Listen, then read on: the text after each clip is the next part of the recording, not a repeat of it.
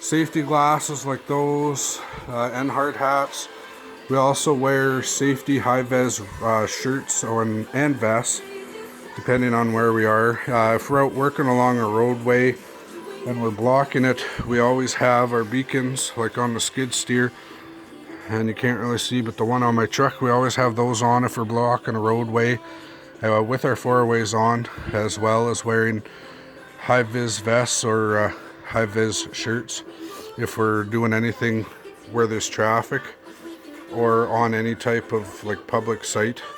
Like I said, anything to do with oil industry or like Manitoba Hydro or a utility company. When it comes to doing tree removal, if it's anything around hydro lines, we have to get Manitoba Hydro to come in and make sure that it's safe, that we can continue on with our work and get a safe work permit. Also goes along if we're breaking any ground or digging or doing any tilling under more than 6 inches into the ground, we have to phone utility companies and get locates done.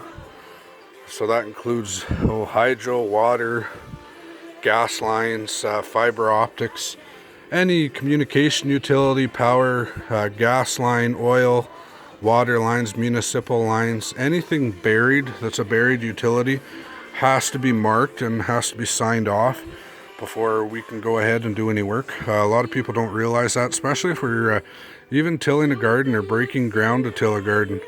If I'm going down more than 4 inches, I always get my locates done so that I know what's going on.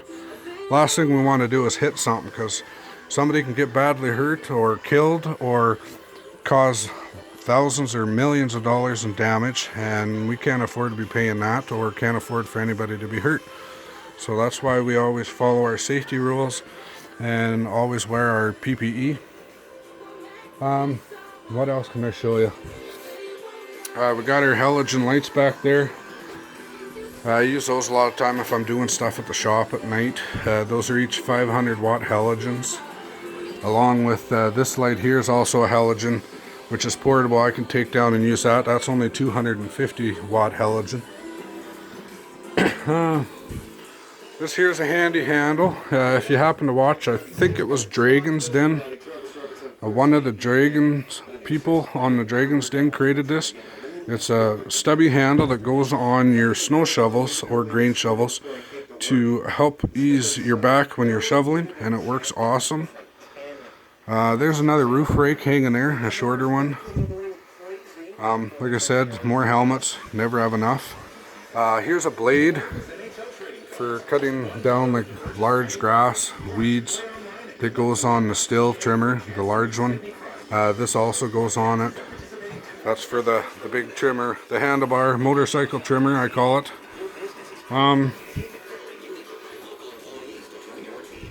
Not a whole lot, just random parts in here. But I think I showed most of the equipment that I can think of. This here, I can show you the motor of the skid steer if you want. Well, this is the 49 horse turbo diesel. It's kind of hard to get to the battery. The battery's right there. I can get to the negative post okay, but the positive post is way back there and it's hard to get in. The reason there's a vice grip on the battery is because I got a broken battery clamp at the moment, and I got to replace this right here.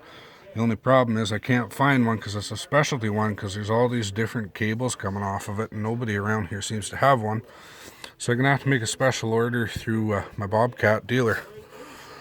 But that kind of shows you the engine of the skid steer. And that's where you put the fuel in it, diesel. What else? Kind of shows you the back of the skid steer. We'll close the door. Well, not exactly close it because I got a charger cord in there, but now you can, if I hold this door open, it's a better view of the back with their company decals on there. And like it says on here that we're out of Virden, Manitoba. Well, we were out of Virden, Manitoba. We're now located out of Gladstone, Manitoba. or just east of Gladstone, where more accurate would be Woodside, Manitoba, is where both of my companies, S&N Custom Lawn Care and Sonic Slade Music Productions, is now located. A lot of people from Virden keep phoning me, and then I gotta explain to them, well, I'm like 2.5 hours away, 3 hours, that I'll come, but you have to pay some mileage. But now that we're out here, we're starting to pick things up. Like I said, I had a phone call here yesterday about a leaf job, so I went and did some quotes for that. And then I've also been getting phone calls to do quotes for snow removal. I had a grain elevator contact me, and I've had a restaurant contact me, and I've had MTS contact me. So the quotes are starting to come in, and we're starting to pick up jobs for snow. Little soon yet, seeing that, well, look at today's weather.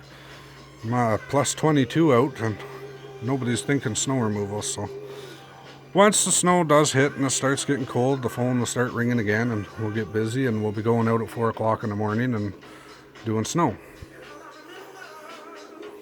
There's one of our magnetic signs that we got made for the truck before I had this one.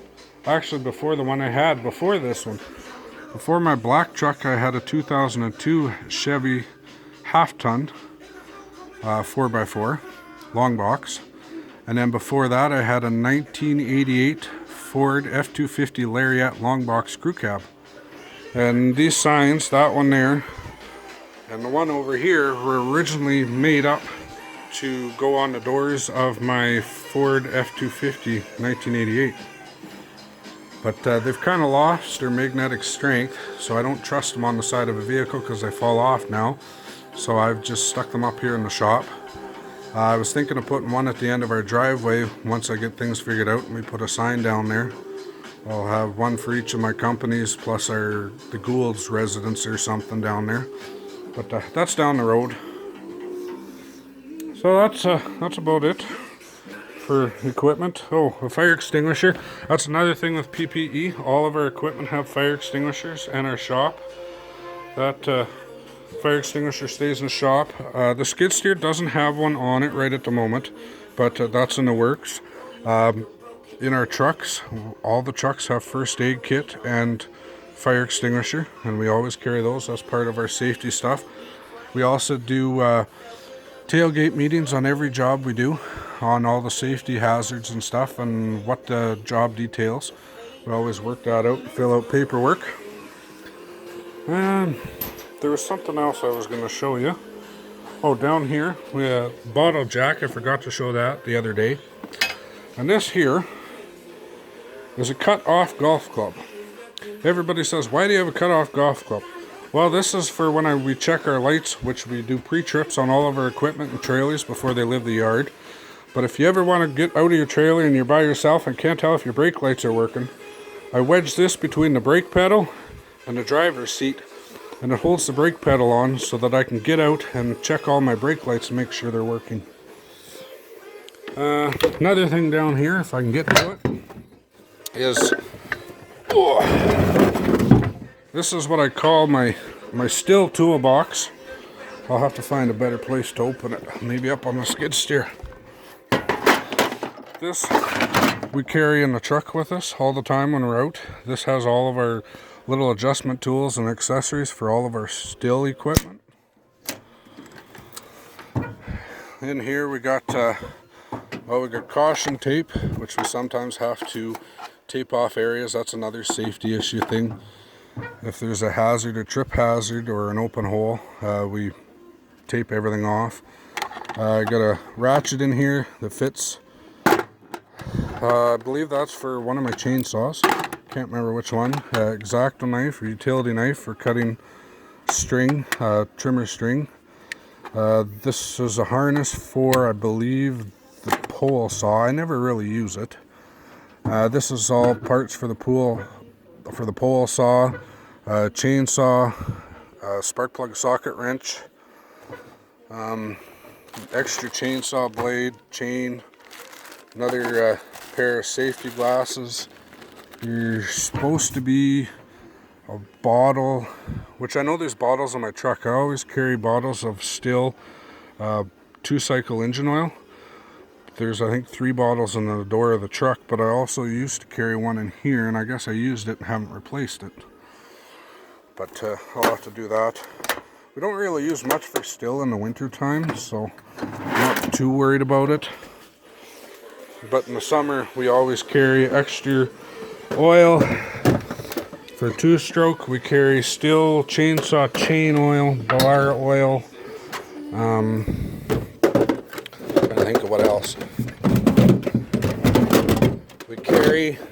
We also have a toolbox that I carry with me that has basic wrenches, socket set, Allen wrenches, stuff like that. You never know when something's going to break down on the go and you got to fix it. This here's a sledgehammer.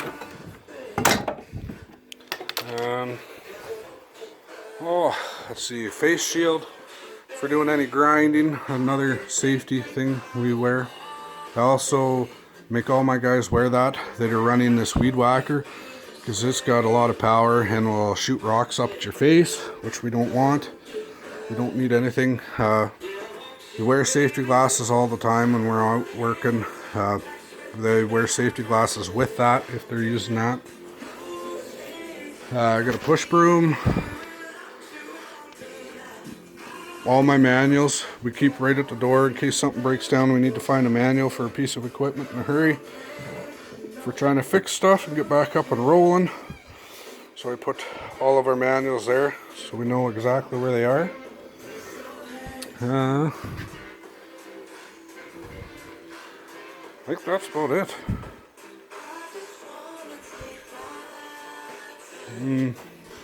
Not much in there, just some hand shears, gardening tools, searchlights, spotlights, extra trimmer, string. It's hard to really see much in here, but I kind of showed you most of everything. There's another look at that pull-on tiller. Oh, back there, those bags, those are bags of sidewalk salt. Anytime we're going out to do a snow job, in the truck we take 2 different size ice chippers, which are back there is a green handle and a black handle. We take usually 2 bags of sidewalk salt. We'll take the big ice or snow pusher. We'll take, well, not always. I don't always take the big snow scoop with us. We use that more for doing roofs because it's hard to push a lot of snow with it. That works a lot better, that snow pusher. We'll take that if we're doing any sidewalks. I also have a hand shaker for putting salt on. I'm not sure where it is. It's, I believe back, right there. It's hard to see. It's a little plastic container with a blue label. That is my hand salt shaker for sidewalk salt. Like I said, this snowblower doesn't go out too often, but most of the time we use the tractor with either the broom, the snowblower, or the blade on it, or the skid steer with the just a normal basic dirt bucket, which works good on sidewalks, about the right width. Don't very often take out the roof rakes unless we're actually doing a roof. If we get a call to do a roof, we'll take the 2 roof rakes, the little electric snowblower that's behind there, and those 2 shovels. They work great. Another thing safety-wise is we have safety stands.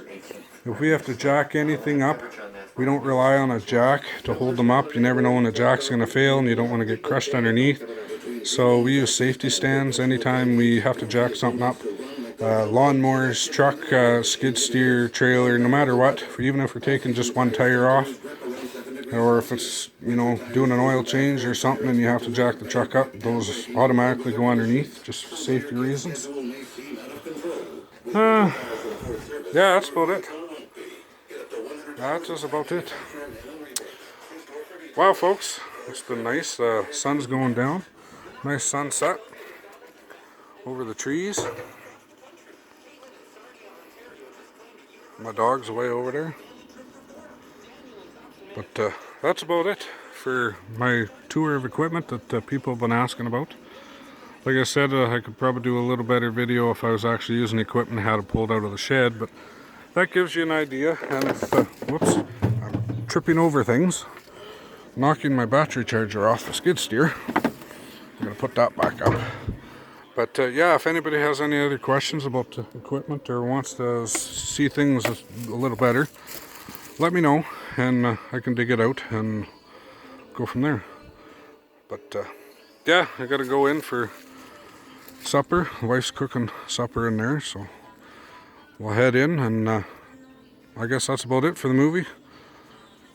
I'm Sheldon Gould with S&N Custom Lawn Care. And don't forget to hit the like button and subscribe and comment. And if you want to know anything else, give me a shout on here or check us out on Facebook. Both S&N Custom Lawn Care is on Facebook, and so is Sonic Slade Music Productions. So that's about it. So for now, I'm going to say bye, and hopefully within the next couple of days I'll have another video up for you.